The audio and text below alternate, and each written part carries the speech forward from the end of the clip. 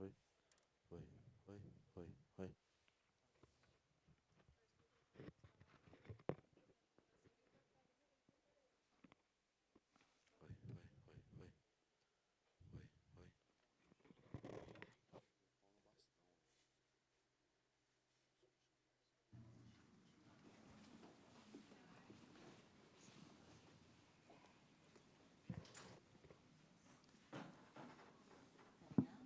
Tá ligado? Tá. Sejam todos e todas bem-vindos à Feira do Livro 2024. A Feira do Livro é uma realização da Associação 451, da Maré Produções Culturais e do Ministério da Cultura por meio da Lei Federal de Incentivo à Cultura. Patrocínio: Grupo CCR, Itaú Unibanco e Rede, a Empresa de Pagamentos do Itaú, TV Brasil e Rádio Nacional de São Paulo. Apoio: Instituto Ibirapitanga, Enjoei, Instituto Veracruz, Companhia das Letras, MOS, Livraria Dois Pontos, Instituto Camões e Embaixada da França no Brasil.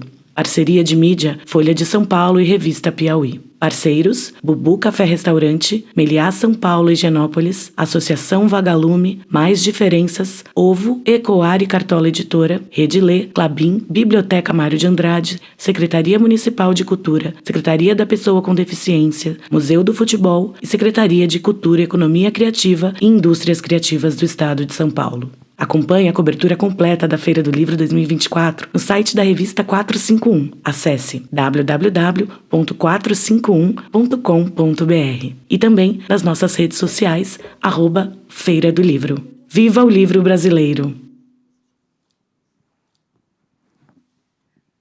Bom, pontualmente, boa tarde, né? Que a gente começa a dar boa tarde ao meio-dia e a gente está super pontual aqui começando nossa mesa hoje.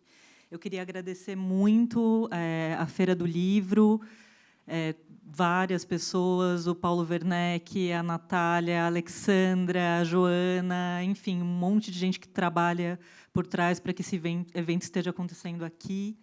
E, para mim, é uma grande honra. Bom, não me apresentei, eu sou a Luciana Araújo Marques, sou jornalista, crítica literária, editora, e, além da honra de estar aqui com a Beatriz Bracher e com a Alice Carvalho, para mim tem uma história muito especial, assim, de estar podendo fazer essa mediação sobre o livro da Marie Ndiaye.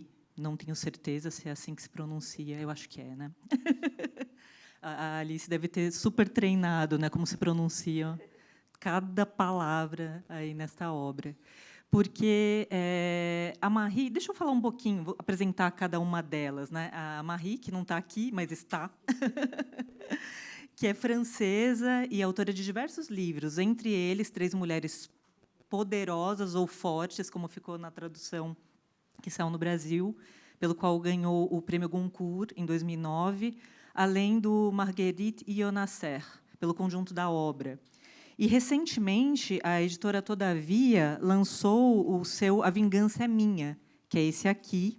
E agora, a Supersônica, que, inclusive, é a editora que está apoiando esta mesa, traz esse audiolivro do romance Coração Apertado, que foi publicado na França originalmente em 2007, e foi o primeiro da Marie Ndiaye, publicado no Brasil em 2010 pela Cosac Naif, a edição é essa aqui. E eu, em 2010, trabalhava com o Paulo Werneck, inclusive, na Cosac, e editamos esse livro.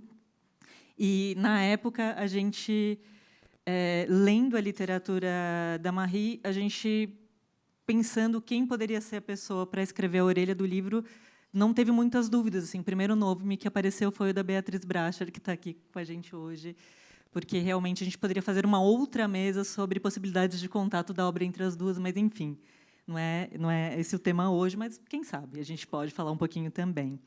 E a tradução era do Paulo Neves.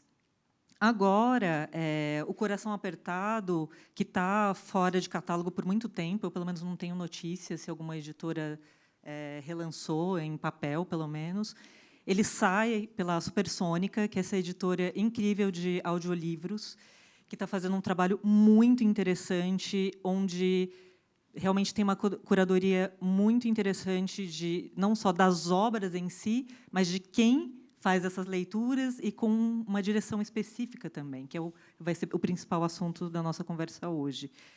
O Coração Apertado, ele foi, que está saindo agora pela Supersônica, teve a direção da Daniela Thomas e narrado pela Alice Carvalho, que é atriz, dramaturga e roteirista, que, inclusive, eu fiquei pensando, né, e vai ser uma das questões que eu também quero conversar, o quanto também a própria Marine Diaye também é roteirista, né? Então, o quanto tem de aproximação entre essas artes no livro dela e como interpretar esse livro pode ser passar por essa veia dela também. Em 2023, a Alice protagonizou a série Cangaço Novo e atualmente está na novela Renascer, da Globo, e ano que vem estará na novela Guerreiros do Sol, Globoplay. Alice começou a carreira escrevendo dramaturgia para teatro, então temos também aqui uma escritora. E, em 2016, criou e protagonizou a primeira websérie potiguar do país, Septo, além de dirigir e roteirizar videoclipes para a banda Baiana System. A Beatriz Bracher, eu acho que, enfim, se alguém aqui não leu ainda algum livro da Beatriz, leia, é uma grande escritora mesmo. Mas eu acho que hoje, além da grande escritora, a gente também destaca aqui o papel da Beatriz como editora, né? E que não é nada pouco assim o papel histórico da Beatriz como editora. Ela é uma das fundadoras, por exemplo, da Editora 34. Tem também ela também é uma das fundadoras da Chão Editora, que é uma editora muito interessante de não ficção, de trabalhos de perfis históricos, sobretudo livros que têm esse eu, né, mas que é o eu do diário, o eu da memória, assim, é realmente um trabalho muito importante. E, enfim, como escritora, ela publicou o seu primeiro livro pela Sete Letras, que depois foi republicado pela 34, que é o Azul e Dura.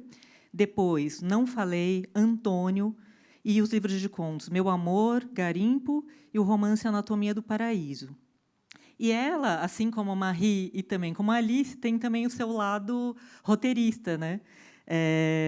Enfim, escreveu o argumento do filme Cronicamente Inviável, os roteiros de Os Inquilinos e O Abismo Prateado, com parcerias, né? Não são escritos só seus, mas, enfim, tem esse viés também.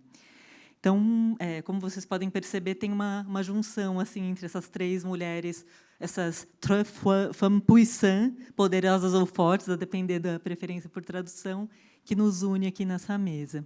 Eu queria, então, como começo de conversa, dar a palavra para a Beatriz, para contar um pouquinho sobre o projeto da Supersônica, né? Eu acho que talvez a única mesa, né, que esteja falando sobre um audiolivro. Inclusive, infelizmente, como é um audiolivro, não terá sessão de autógrafos depois da mesa.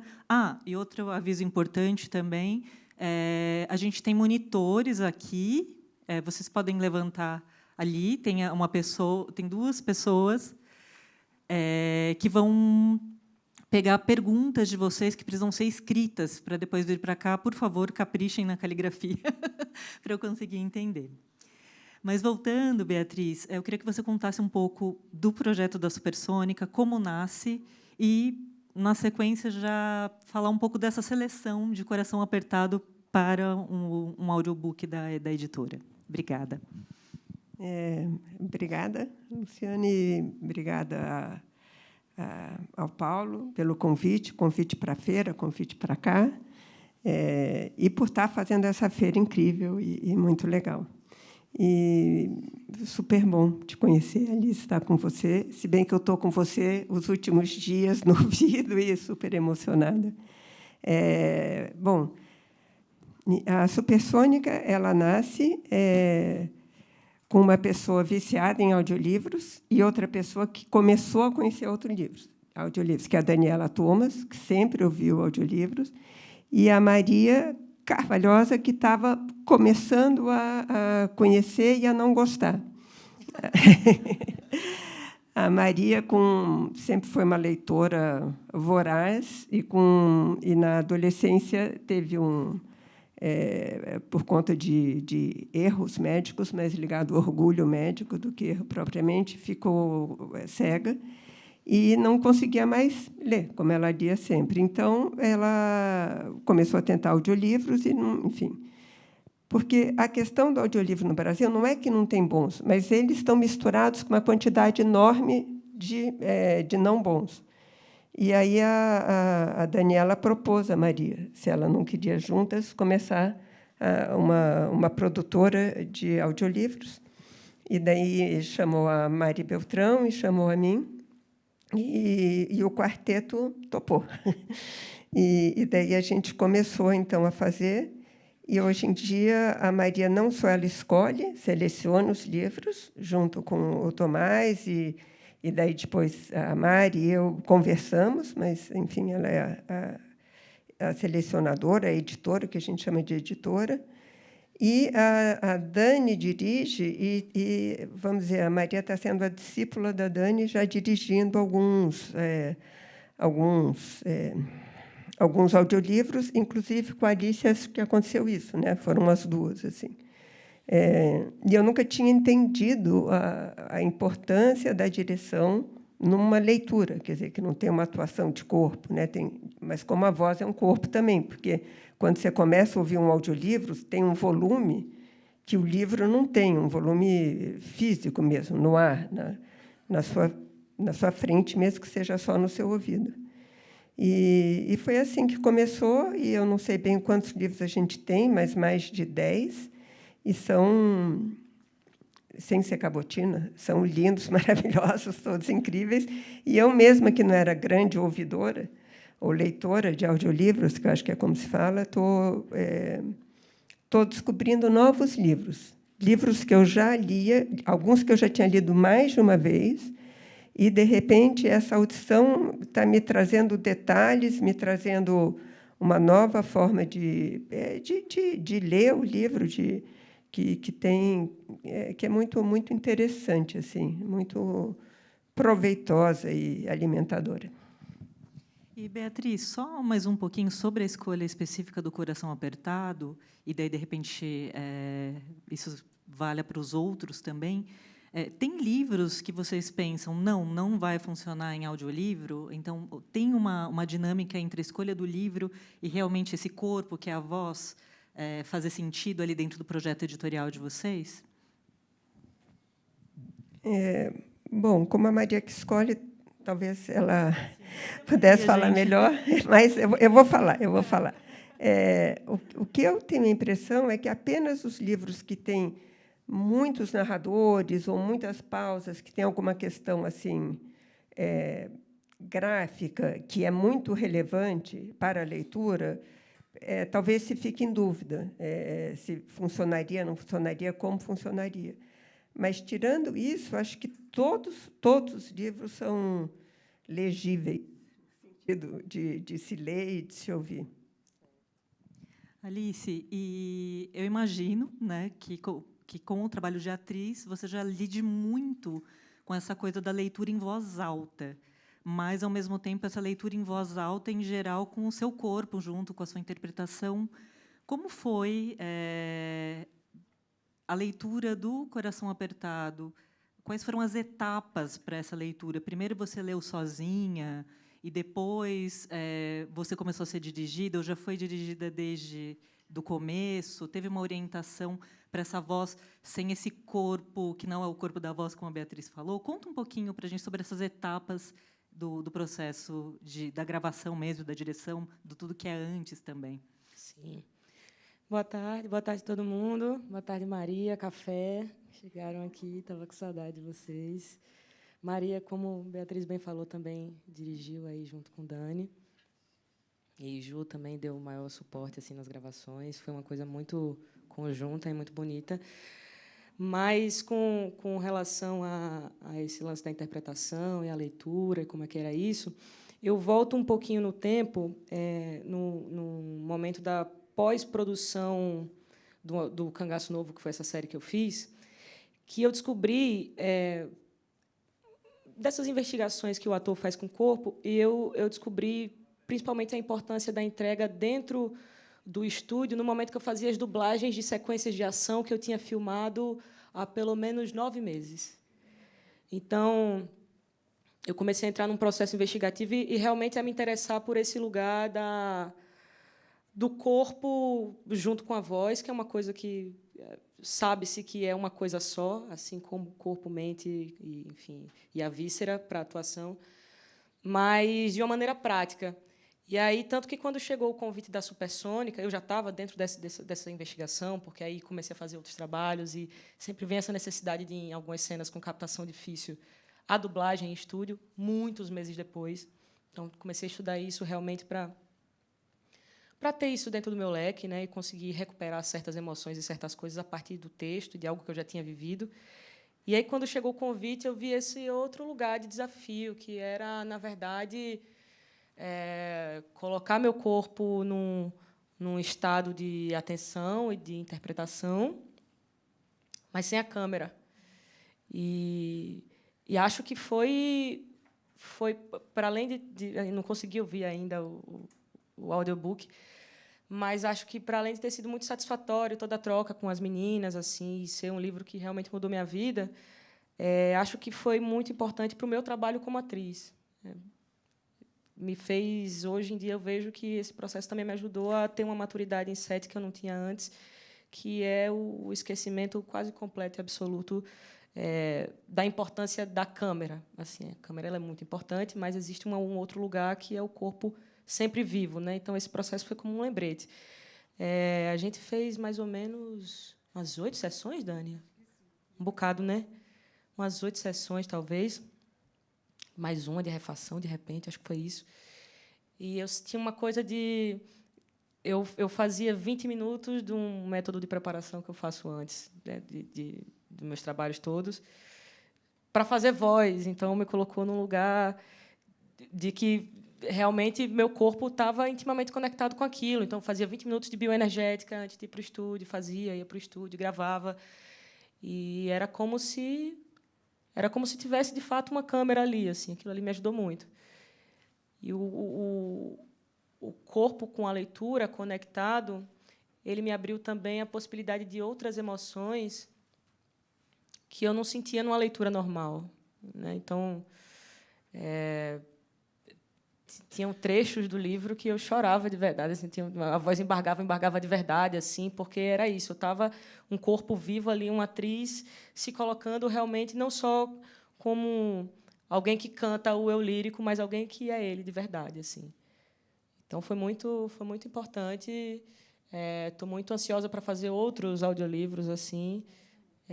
Por favor, me chama. E acho que só acrescentou assim no meu trabalho, e principalmente acho que conhecer essa autora, assim, né, de um talento, como eu já disse, assim, é inefável mesmo.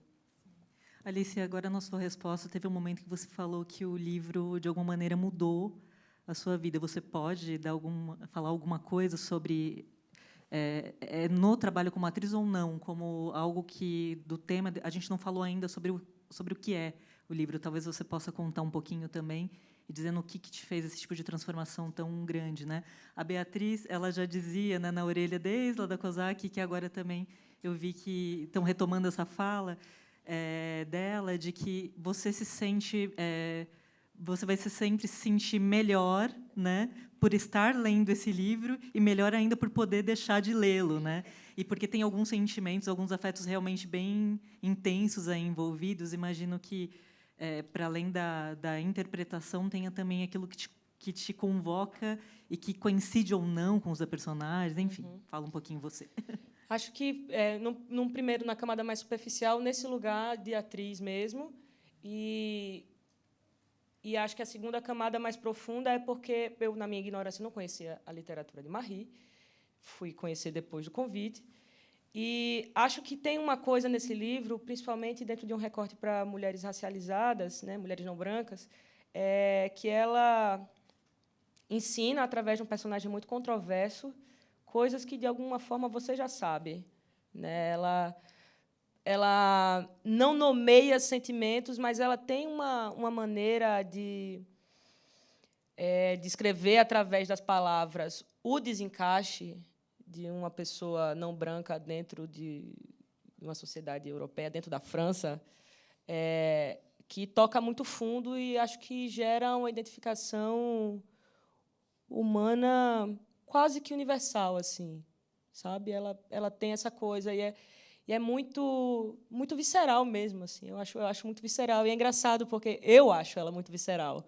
Beatriz achava ela num outro lugar, né? Então tudo depende de como bate. Talvez tenha me tocado nesse lugar muito visceral, porque o tema é visceral para mim, né? Então foram muitos meses assim dentro dessa cabeça maluca dela, às vezes da personagem, da Naida. A Marie é muito sã e lúcida. Era um livro que eu levei para análise, assim. Eu saía meio, não queria conversar com ninguém. Tinha sessão que era, sei lá, tinha sessões que eram 4 horas, aí tinha sessões que só davam 1h30 mesmo. Aí, no meio disso, eu fiquei com uma leve pneumonia, e era horrível. Meu Deus, essa mulher não vai embora nunca, ela não quer me deixar. Falei, caramba, é um personagem mesmo, assim, sabe? Porque eu tinha isso com personagens. O personagem grudar e não querer deixar você ir embora, e ela virou uma coisa. Eu não estava nem te querendo te interpretar, cara. E você já grudou em mim aqui. Sai, Egum. Mas foi ótimo. Gente, fica a dica. Livro bom é um livro que a gente leva para análise, né? Com certeza. Beatriz, a Alice estava justamente conversando sobre isso, que a gente já estava nos bastidores, né? Conversando, que são as diferentes possibilidades de leitura de Coração Apertado, né? Então, a gente justamente, quando leu em 2010 para essa edição da COSAC, a gente estava um pouco menos inundado, né, por essas questões que hoje estão realmente muito à flor da pele, né? Da pele literalmente e literariamente, né, da questão da racialização, mas como também é um livro onde essa camada não é tão clara ou escura. Ou, né? Fala um pouquinho, Beatriz. Primeiro, talvez fazer um exercício de memória de como foi essa primeira leitura e agora, tantos anos depois, o que isso evoca de diferente ou não.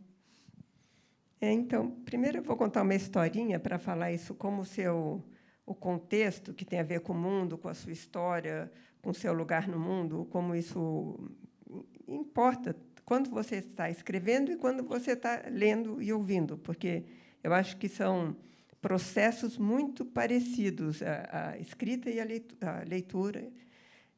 Eu estava num festival de tradução e estava o Ricardo Aleixo, e era na Itália. Então, uma tradutora tinha feito a tradução dele para o italiano, e daí de um poema. E aí ela leu. E ela era uma menina muito branca, jovem, e leu de uma maneira um pouco tímida, assim, um pouco introvertida. E era a história de um italiano, enfim, a gente mais ou menos consegue entender, de uma pessoa andando pela cidade e sendo invisível. Tinha pessoas, tinha gente, o ônibus, e ela lembra um pouco o livro O Coração Apertado. Ela achava que ia ter o contato natural, seria ter, e não era, e tinha essa invisibilidade. Quando o Ricardo... E, na minha cabeça, veio, nossa, é um poema sobre a depressão, porque é tanto isso, a pessoa assim que não consegue fazer contato por si mesma, às vezes. Não... Quando ele leu, eu falei, nossa, é um poema sobre uma pessoa negra no mundo, assim, a vida dela. Então, eu acho que nenhum dos dois era falso. Quer dizer, como a literatura, como a arte tem esse poder. Quando eu li a Marie, eu só falo Marie porque o sobrenome dela eu não me arrisco. Quando eu li a primeira vez O Coração Apertado, a Alice falou que pega nas vísceras, para mim pegou no pulmão, uma coisa de perder, de precisar pegar ar, assim. E acho que na orelha eu falo um pouco sobre isso, como você fica feliz quando você acaba o livro, porque tem um pouco isso, você vai ficando triste, assim, você vai ficando sem ar mesmo. E que eu li, apesar, como eu li para fazer orelha, eu li sobre a autora, li entrevistas dela, vi que era uma pessoa negra, isso tudo.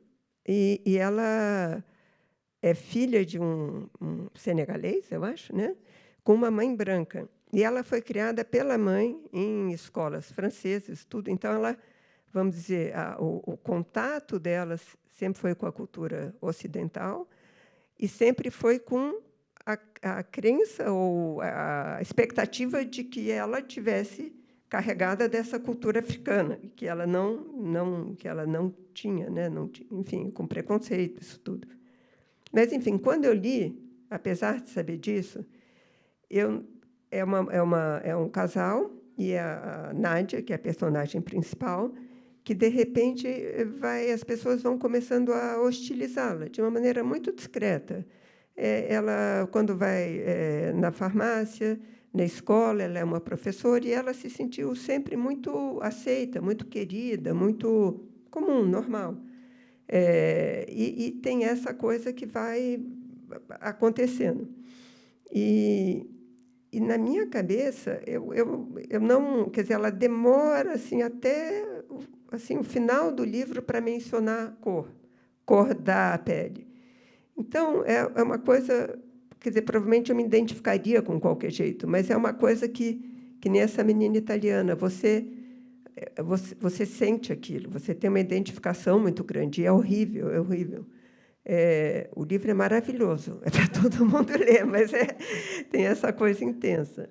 E o que eu achei curioso, ouvindo agora e ficando emocionada, é que, para mim, eu via a Nádia como uma pessoa com medo, o medo tomando conta dela, o medo e uma fragilidade, está perdida, o que eu faço, o que aconteceu, e uma pessoa que vai ficando impotente.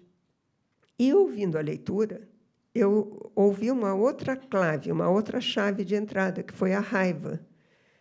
Alice, lendo, é uma pessoa tão poderosa que não tem nada de frágil, uma pessoa que vai... claro, ela vai ficando com medo, vai ficando desconfortável, mas é como eu reajo, como eu faço, o que eu faço. Não tem a ver com impotência, tem a ver com reação e com não conseguir. Nada dá... E não é nem só não conseguir ser aceito ou não conseguir entender realmente o que está acontecendo. Como a gente não consegue entender também. E foi lindo entrar por esse outro lugar. Eu falava, mas será que a Alice não está inventando um livro? E aí eu vi as palavras, e as palavras eram... Eu respondi indignada e debochada. Eu falei, nossa, eu é que inventei um livro. Mas aí é literatura, né? É isso. Pega de um jeito para cada um, e ambos são super fortes. E o audiolivro tem isso. Você ouve outros livros e você fica espantada como pode ser belo e lindo e intenso outros livros, né?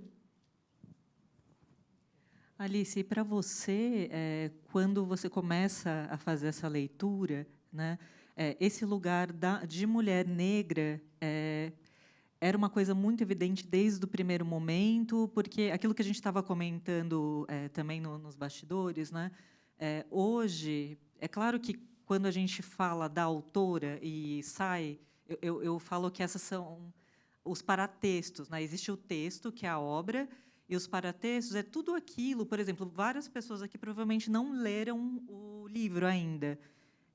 Esse encontro aqui entre nós é um paratexto, no sentido que estamos sabendo várias coisas a respeito do livro sem chegar ao livro. E tudo isso que vocês estão sabendo sobre o livro, até o fato de a própria mediadora não ser uma mulher branca também, etc., vai fazer vocês acessarem o livro com várias informações, né?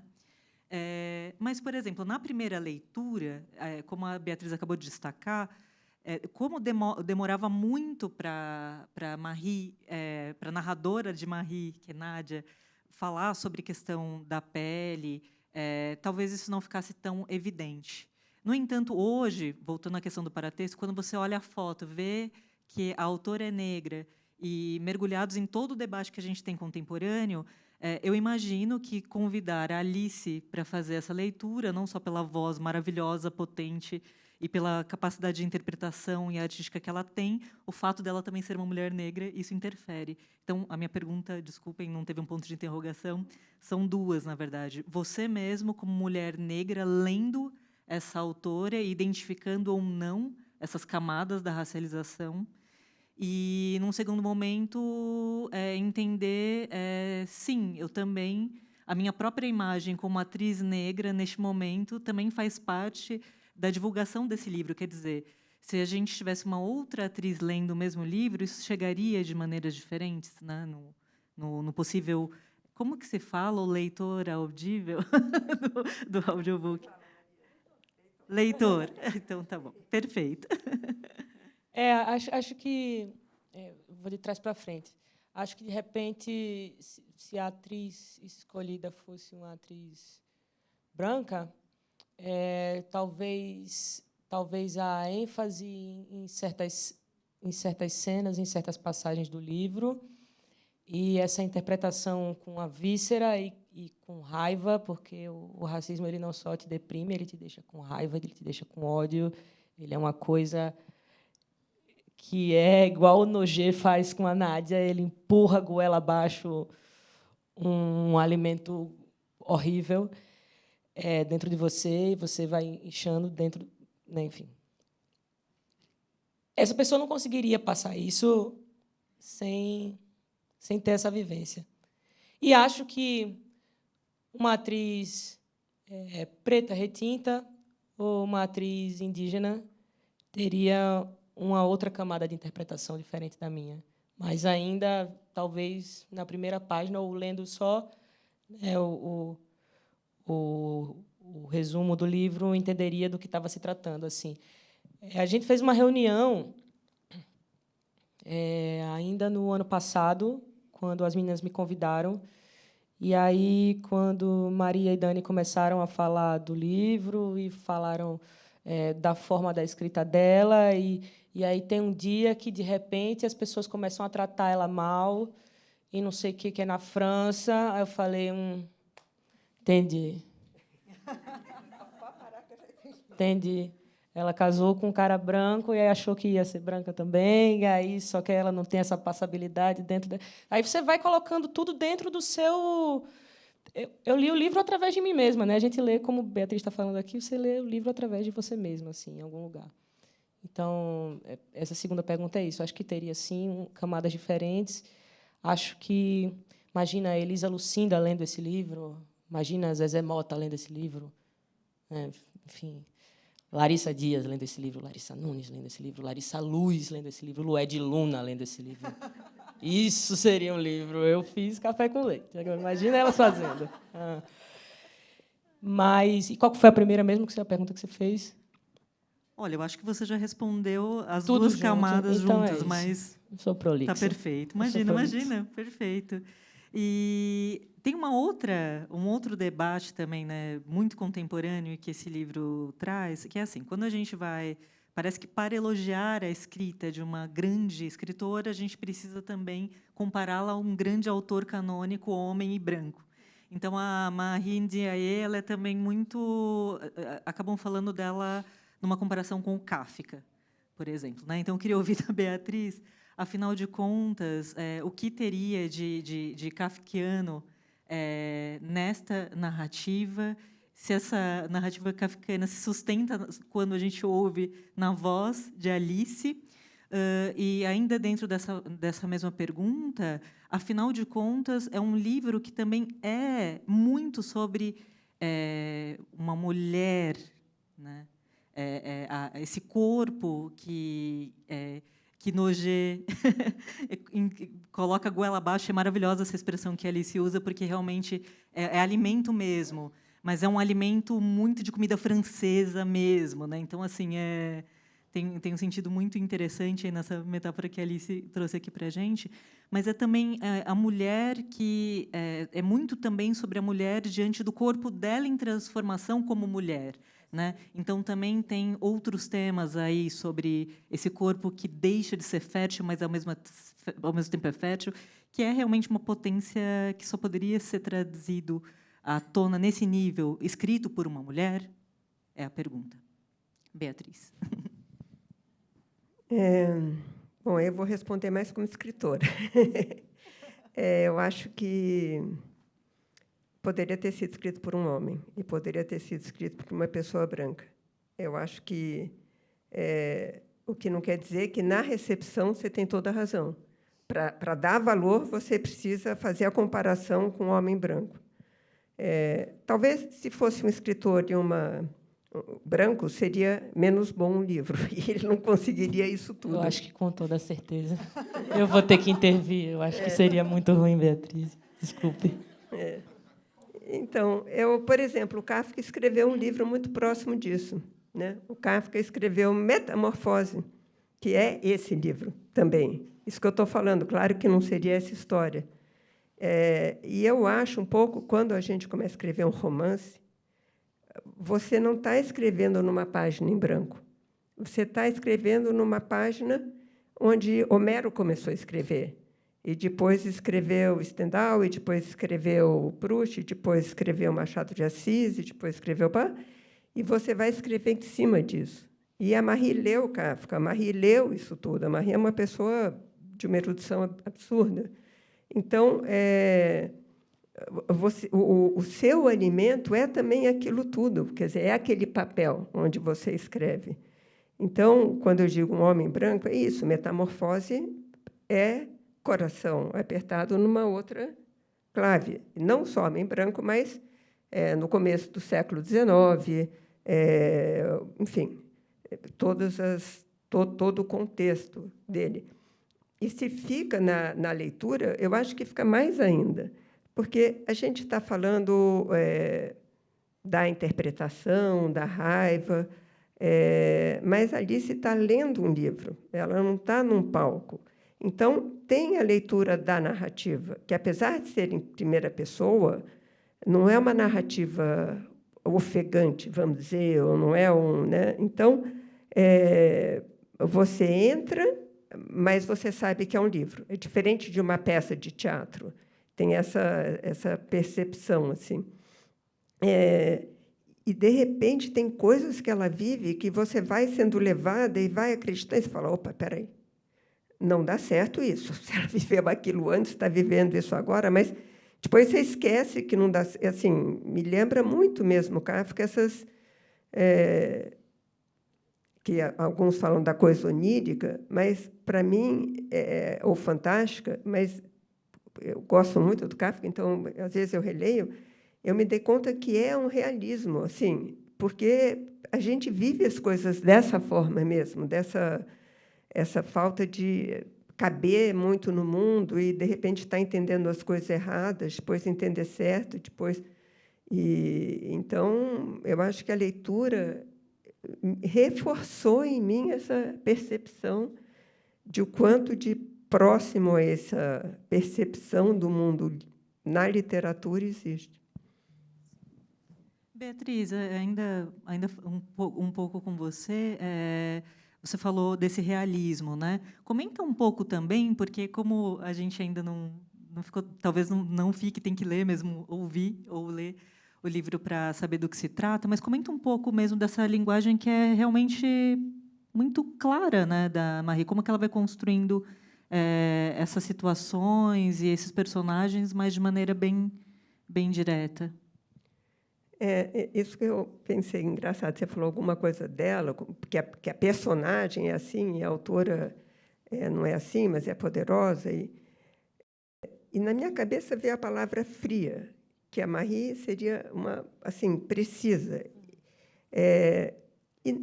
E fria pode dar uma sensação errada, mas ela a escrita dela tem um lado muito limpo mesmo, muito preciso, muito...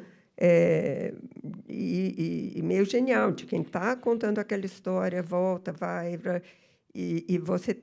Enfim, vamos dizer, é uma escritora que o experimentalismo não está na parte formal da escrita, mas está na maestria, no virtuosismo quase com que ela narra. Então, eu acho que o que tira o fôlego ou o que pega as vísceras não é um alto tom, mas é o que ela está narrando ali, a forma também.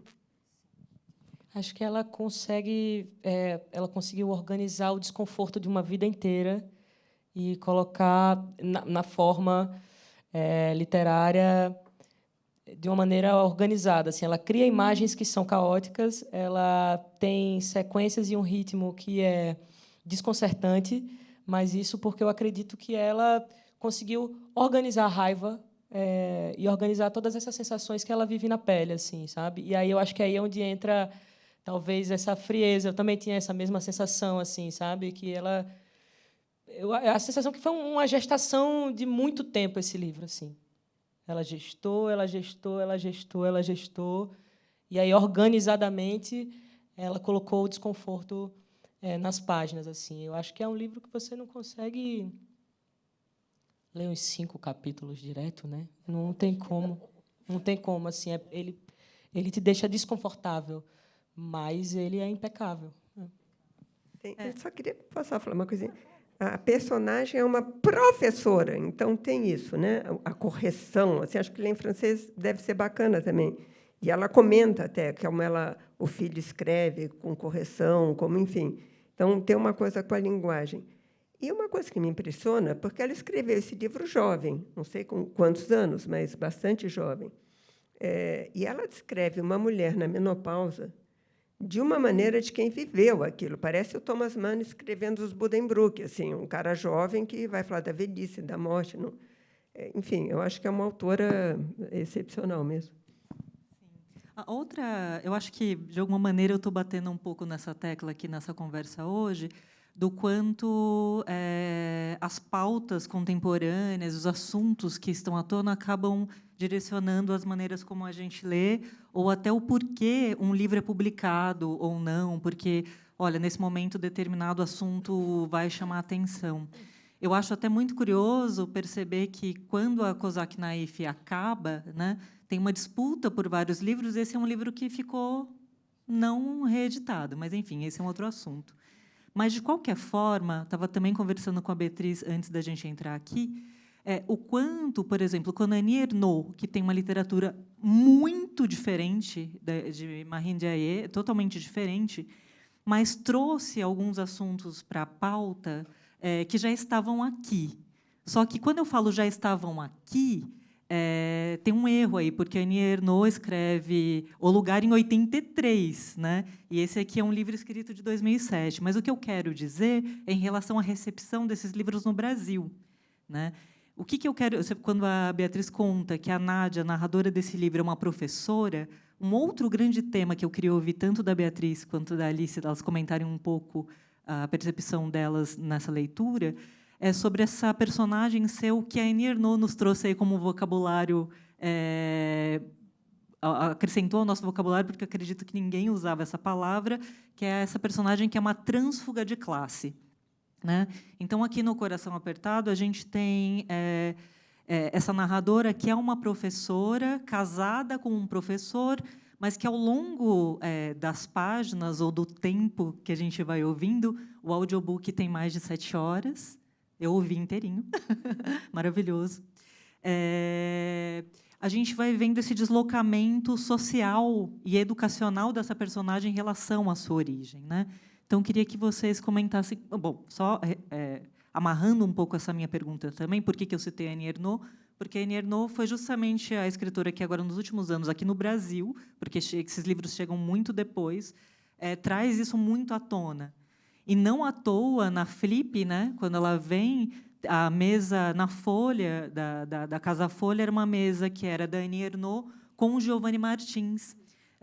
Por um acaso, semanas antes, eu estava justamente dando um curso sobre Annie Ernaux e comentando com os alunos e alunas do curso sobre aproximações com o Giovanni Martins, que, por um primeiro momento, parecia muito estranha, mas que fazia todo sentido nesse lugar. E, nessa mesa com o Giovanni Martins, ele, o tempo todo, tinha uma espécie de reação, por ser um autor negro, de origem periférica, de favela, tal, e está diante de uma escritora vencedora do Nobel, branca, francesa, mas que, no entanto, o lugar da sua obra também é de passagem social, de periferia, de conquista educacional em relação aos pais. Enfim, queria que vocês comentassem um pouco, mas agora voltando para o Coração Apertado. É ruim começar a responder. Eu tenho TDAH. Eu vou relembrar a pergunta através da sua resposta. Eu tinha pensado o que responder quando estava falando, agora fugiu. A mediadora que não faz perguntas com ponto de interrogação. Gente, aliás, quando vocês forem mandar as perguntas para eu fazer para elas, não façam perguntas como a minha, por favor. Foi curioso, porque quando eu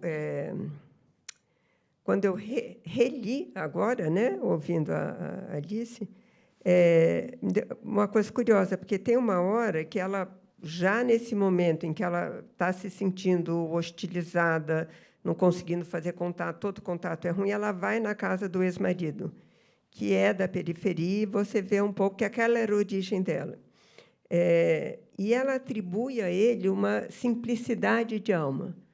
Ele é bom porque ele é simples, porque ele é honesto, porque como se a ascensão tivesse trazido um certo cinismo para ela, uma certa... E eu achei curioso isso, tinha uma felicidade, ela até fala nessa hora, e eu sou feliz, eu sou muito feliz. Ela fala 3 vezes feliz, aí você fala, ops, não deve ser feliz quando é assim. Então, assim, essa passagem está muito marcada nela, né? Que ela não é mais a origem, que ela foi para outro lugar, e ela sempre fala em termos intelectuais, assim, porque agora o gosto dela é diferente, os livros que ela lê são diferentes, que ela lê, o hábito dela é uma coisa que não tem a ver com poder ou com empoderamento, só que você vai vendo que existe uma fratura ali, né? Alguma coisa que está um pouco errada. Mas é engraçado, como se... Porque tem isso, ela começa assim a não entender por que está sendo hostilizada, a ficar brava, e ela vai meio que levantando as culpas dela. Ela vai meio que falando, não, realmente eu sou muito egoísta, realmente eu não sei o quê. Então, então, também eu acho que é isso. É como se tivesse essa percepção que, se ela tivesse no lugar de origem dela, ela não seria hostilizada. E ela, no começo, fica com raiva e depois ela dá quase que razão a isso. Ela tem essa oscilação interna dela. E a Annie Ernaux, é engraçado, eu não senti isso tanto. Mas o livro, que eu recomendo a todos que ouçam também, que a gente gravou em audiolivro, não tanto o lugar, mas o acontecimento. A leitura também me trouxe essa coisa, porque é a Isabel Teixeira, maravilhosa, que lê.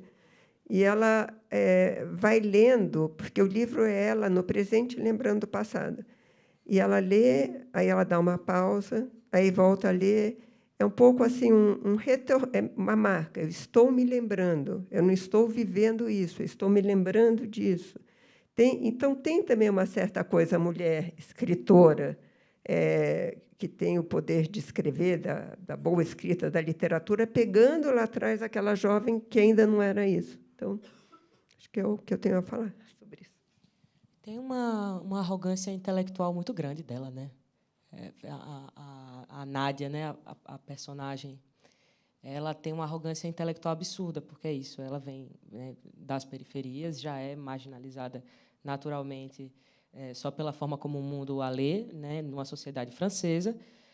E a gente consegue entender durante o livro que o movimento que ela faz, que ela fez a vida inteira, foi a negação da própria cultura e a negação desse lugar de origem que lembra a ela o tempo inteiro de sua dor, né? Da dor de não ser aceita exatamente como é no mundo, a dor do preconceito, enfim, a dor de não se encaixar nessa sociedade francesa, né? Então, ela ascende socialmente, né? Ela se aburguesa, mas de uma maneira arrogante. Por exemplo, tem umas passagens no livro e aí falo dessa arrogância intelectual dela. Por isso, ela se acha melhor porque ela não compra carro, porque ela tem consciência que carro faz mal para o planeta. Então, ela é melhor que todo mundo porque ela tem essa consciência. Mas, ao mesmo tempo, ela é uma pessoa que foi marginalizada desde o dia 1 dela na Terra. Então, a gente consegue ir entendendo e compreendendo a cabeça desse ser humano que foi renegado, várias questões ali de falha básica. E acho que o que eu me apaixonei mesmo pelo personagem foi que, pela vítima, claramente, mas também é algoz e tem essa coisa que relembra o tempo inteiro quem está lendo e quem está escutando, que existe escala de cinza entre preto e branco, né? E a gente pode ser um pouco de uma coisa, um pouco de outra coisa, né? E acho que o ponto que me pega da Nádia e consigo compreendê-la é o lugar onde o mundo determinou a forma dela de como agir para com o mundo, né? Então, ela é uma pessoa espinhenta, né, com um sistema de defesa o tempo inteiro pronto para atacar. E aí você entende, né, no final do livro, por favor, ouçam às 7 horas do audiobook. Você consegue compreender tudo assim. E é um movimento de se apaixonar e de odiá-la, né? Acho que as meninas que acompanharam a gravação comigo é uma maluquice assim. Você se apaixona e você odeia, você se apaixona e você odeia.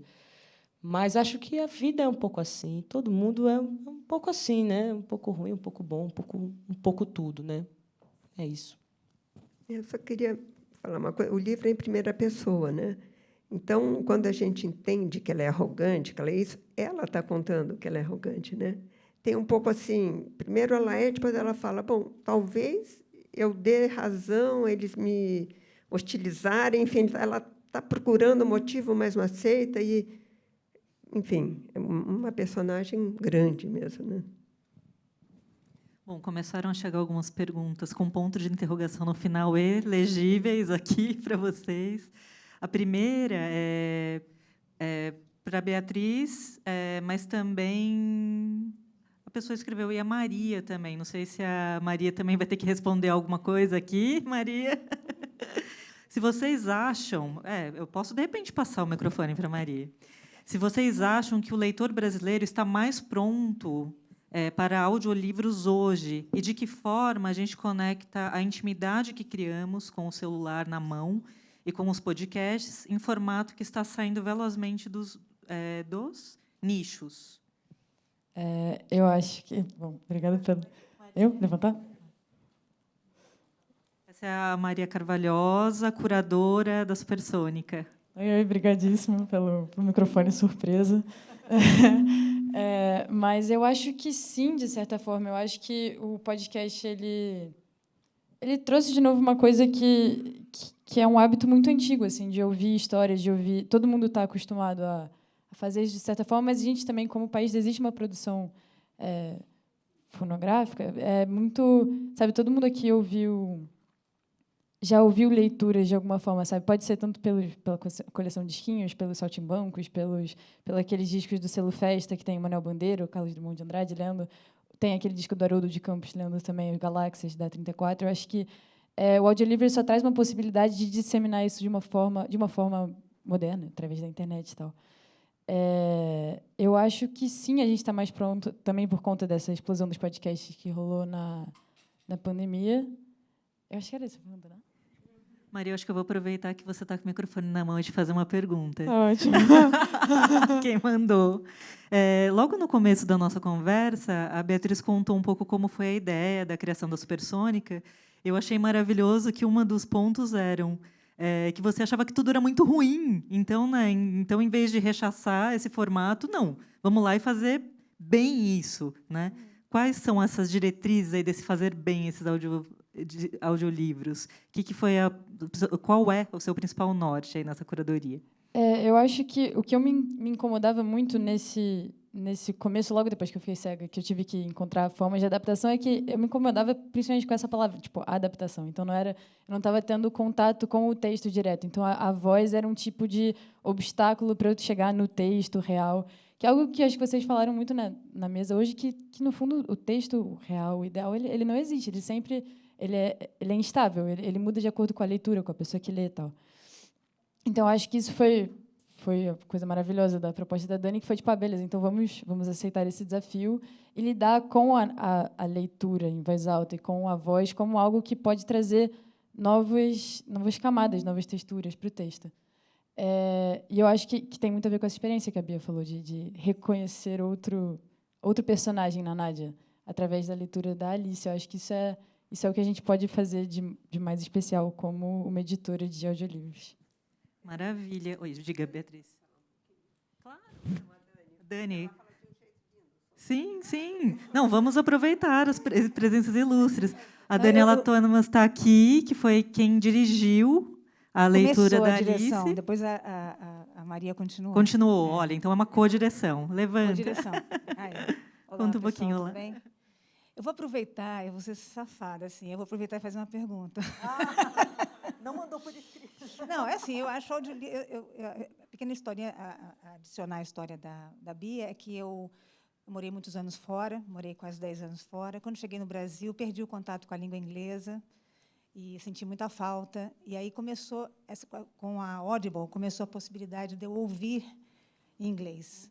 Então, essa foi uma forma de me conectar com uma língua que eu realmente gosto muito. E comecei a correr também. Então, juntou essas duas coisas. Então, era muito engraçado. Eu ouvi um livro russo que se passava numa nevasca, correndo no maior calor. E eu adoro esses deslocamentos, assim, né? Desculpa, estou falando para a Bia. E aí... mas eu não vou conseguir. Desculpa, gente. Já viram o meu rosto? Tá. E eu fico nervosa em público. Aí... Não, para dizer isso, eu queria só comentar que eu sinto falta nessa... Já falei, né, sobre... É isso. Aí, a Maria, quando eu vi a Maria falando no 451, coincidentemente, falando sobre essa ausência de livros que engajassem ela nessa experiência que ela está vivendo, de ter que ouvir, ser obrigada a ouvir, eu falei, cara, eu vou juntar. Eu tenho essa conexão com atores, né, uma pleia de amigos, atores e atrizes, e eu falei, gente, eu vou juntar, vamos fazer isso acontecer. Foi mais complicado, né, mas deu certo. Mas a minha pergunta é a seguinte, uma coisa que me impressionou muito nesse livro, que é um outro tipo de vivência que a gente teve em alguns anos e está vivendo, é que, de repente, o mundo pode se transformar numa coisa muito louca. Muito, muito louca. Pode acontecer uma pandemia, pode ter um governo de extrema-direita, pessoas falando coisas loucas que determinam o seu destino, o destino de várias pessoas. Eu achei muito interessante nesse livro essa personagem que vai sendo, assim, à medida... E eu senti pouco a presença aqui. Parece que ela está vivendo alguma coisa razoável. Ela não está. Ela está vivendo coisas extraordinariamente estranhas, loucas. E ela vai se adaptando, ela vai criando artifícios e sistemas para poder lidar com isso, que é um pouco diferente do Kafka, porque o Kafka, realmente, a sensação que eu tenho, e eu sou muito apaixonada, é de que assim, é uma espécie de sinfonia da vitimização, né? Assim, por exemplo, no processo, né? A pessoa vai sendo destruída do começo ao fim, e parece que isso é uma coisa que ela não tem nenhuma possibilidade de lutar contra. E aqui não, ela vai criando... E ela tem uma coisa até meio sádica, de vez em quando, né? Ela vai lidando com essas loucuras, assim, entra num processo de aceitação e irritação, que é fascinante e lembra a nós todos, de certa forma, o que a gente viveu, o que a gente pode vir a viver ainda, se a gente não for muito esperto. Não sei nem se é isso, se dá para ser isso, mas achei interessante mais essa questão, a questão da loucura quase fantástica e quase assim gótica que a gente está vivendo, né, no Brasil e em outros lugares do mundo, e que esse livro, de certa maneira, tem é visionário nessa questão. Será uma pergunta. Sim.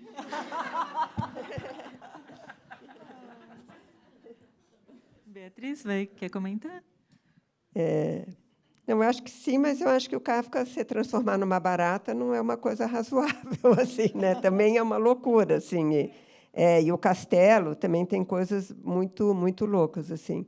Então, eu só acho que lá também tem, mas realmente a forma como as pessoas reagem no Kafka é muito diferente com a forma como agora eu entendo que a Nádia reage e sei lá, e se a gente for...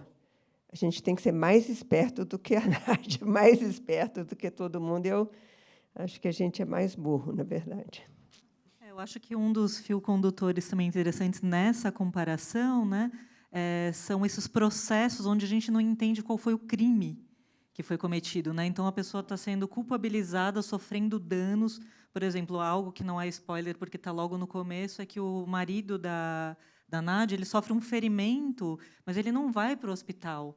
Então, assim, quer dizer, você já está golpeado de uma ferida que precisa, parece que, ficar aberta o tempo inteiro para que aquilo não seja esquecido, que eu acho que também é pano para manga para várias conversas, né? Fala uma Claro, coisinha. claro. Tá. Tchau, Maria. Só queria falar uma coisa em relação ao Kafka. Realmente, o personagem do Kafka reconhece a autoridade que está enlouquecendo o personagem. E a Nádia, não. Ela não reconhece a autoridade de quem está... Mas o problema é que, aí, no caso, a autoridade é difusa. No Kafka tem alguém, né? E, no caso da Nádia, é o mundo, enfim. É como se cada pessoa com quem eles topam, desde um aluno, superiores, inferiores ou iguais, estivessem o tempo todo tendo esse poder, né? Inclusive, uma das outras perguntas aqui do público era sobre essa comparação com o Kafka, então acho que quem mandou a pergunta já deve ter sido contemplado. E a outra pergunta, pena que a Maria foi embora, eu acho que ela que poderia responder, mas não sei se a Beatriz ou a Daniela podem responder, que qual é o caminho para submeter obras à Supersônica? Como que é esse processo? Nas outras editoras tem essa possibilidade de você mandar originais, né? No caso da Supersônica, sempre vocês trabalham com obras que já estão publicadas? Como que funciona? A gente trabalha com obras que já estão editadas. Enfim, não sei, eu nunca pensei em a gente poder fazer diferente, mas, quem sabe, podemos conversar. É a Maria que podia falar, porque ela que é editora. Eu não gosto da palavra curadora, mas é a que se tem usado, porque curadora, para mim, é muito de artes plásticas. E é para quem... o curador é, depois de escolhido a obra, como é que você faz, ou até escolher para uma exposição. Não sei, eu, como sou da área de literatura, não gosto muito assim de misturas, e acho que um editor ele mexe naquela obra, e quando você dirige uma leitura, você está fazendo isso quando você escolhe pôr um livro, O Coração Apertado, ao lado dos mortos, ao lado de Mulheres de Jucupapo, você está, enfim, editando a percepção das pessoas. É parecido com curador, mas existe uma palavra para literatura, acho melhor. Então, eu acho que justamente esse é um lugar interessante, né? Porque como os audiobooks eles estão num lugar também híbrido, né? Tem atrizes, atores, aí o editor, o texto, né? Também, ou a gente escolhe outras palavras ou usam as mesmas, enfim, tem esse lugar. E, inclusive, a outra pergunta seria também se também tem um tipo de seleção para se apresentar como ator e atriz que lê, se também se as pessoas também podem se candidatar. Dani?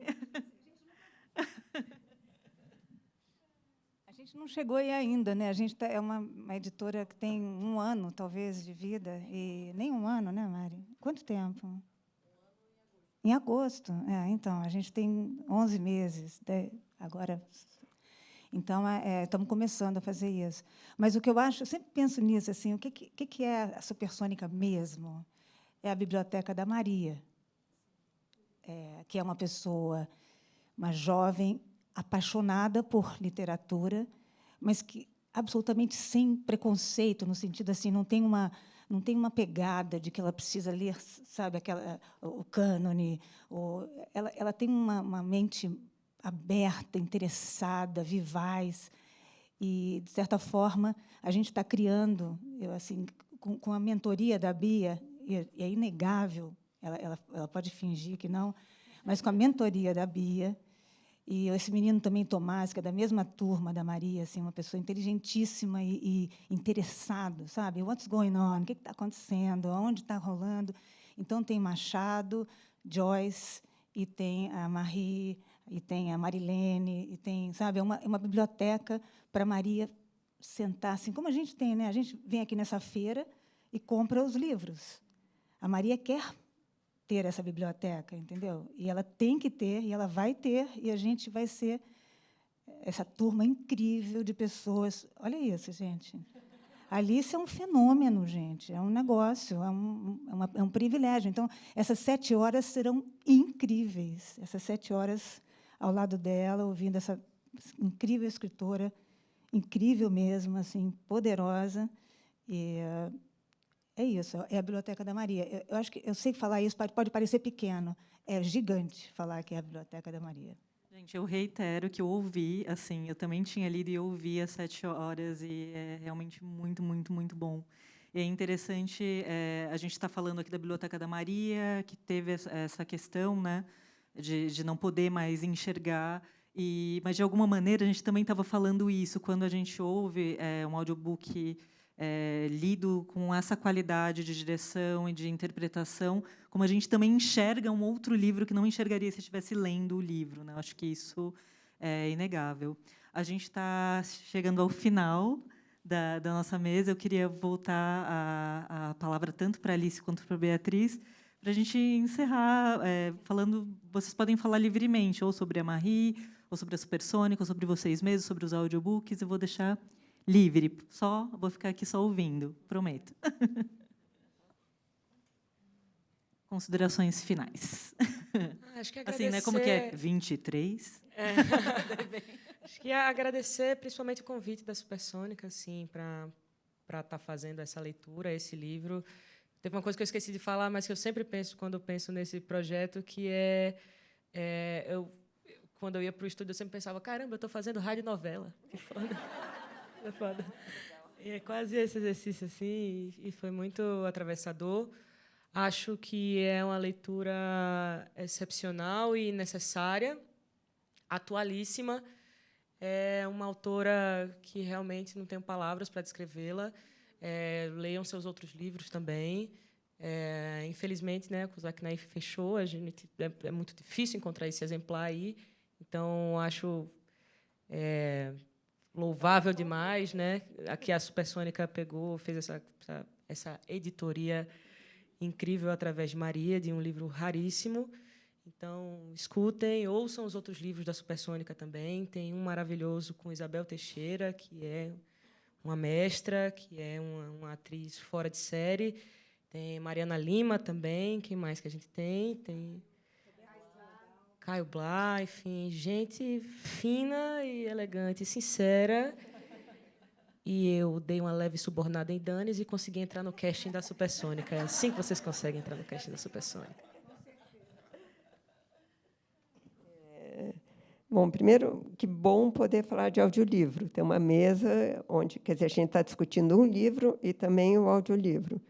E dizer que uma coisa que sobre a Supersônica, por que a Dani e a Maria juntas resolveram fazer, e daí a gente entrou, a Maria e eu, que a Dani fala assim como a gente tem prazer em ler um livro muito bem editado, com papel bom, a capa legal, uma tradução incrível, uma pessoa que vai ouvir o audiolivro tem que ter essa sensação. E eu acho tão bonito essa ideia, assim, tão legal. Bom, acho que a gente falou bastante como o audiolivro é incrível, como a Marie é incrível também. Então, acho que está feita a mesa. E obrigada, que bom te conhecer. Assim, não só a sua voz. E é isso, obrigada. Obrigada, gente. Boa tarde.